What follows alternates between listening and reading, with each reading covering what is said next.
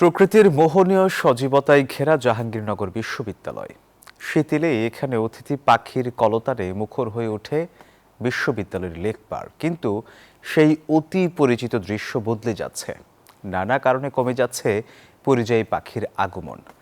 সাভার থেকে মাহমুদ ইমদাদের ক্যামেরায় নাজমুল হুদার পাঠানো তথ্যচিত্রে ডেস্ক রিপোর্ট।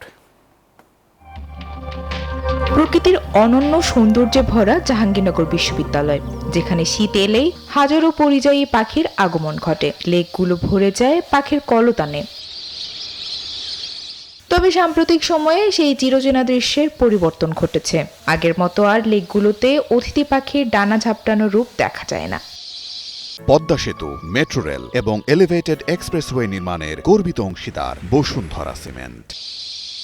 হঠাৎ করে পাখিদের আনাগোনা কমে যাবার কারণ হিসেবে ক্যাম্পাসের নতুন নতুন উঁচু ভবন, লেকের পানি দূষণকে দায়ী করছেন শিক্ষার্থীরা। জাহাঙ্গীরনগরের এনভায়রনমেন্ট এতটা খারাপ হয়ে যাচ্ছে দিনে দিনে যে আমরা পাখিদের জন্য সুন্দরভাবে সেই জায়গাটা করে দিতে পারছি না। জাহাঙ্গীরনগর বিশ্ববিদ্যালয়ে যে অতিথি পাখি শূন্য, এটি আমাদের জন্য অত্যন্ত হৃদয় বিদারক ঘটনা। মাছ শিকার করা হয়, তারপর লেকগুলোতে ময়লা পানি ফেলা হয়, আর শব্দ দূষণটা আসলে অনেক বেশি হয়, এই জন্য পাখিরা আর কি আসতেছে না। প্লাস্টিক বা দূষণের পরিমাণ এত পরিমাণে বেড়েছে যে পাখির আসলে থাকার উপযোগী না।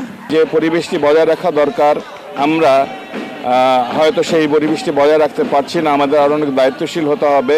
এদিকে পাখি কম আসার কারণ হিসেবে পাখিদের বসবাসের যথোপযুক্ত জায়গা না থাকা, জনসমাগম বেশি এবং নিয়মিত লেক পরিষ্কার না করাকেই দুষলেন বিশ্ববিদ্যালয়ের উপাচার্য। আমরা নতুন প্রশাসন এসে লেকগুলো পরিষ্কার ব্যবস্থা করেছি। আশা করি এই যে পাখিদের আসার ক্ষেত্রে যে প্রতিবন্ধকতাগুলো ছিল সেগুলো কমে আসবে। পাখির কলরব মুখরিত ক্যাম্পাসের চিরচেনা রূপ ফিরিয়ে আনতে, সঠিক সময়ে লেক পরিষ্কার ও মানুষের বিশৃঙ্খলা নিয়ন্ত্রণ আনতে পদক্ষেপের আহ্বান শিক্ষার্থীদের।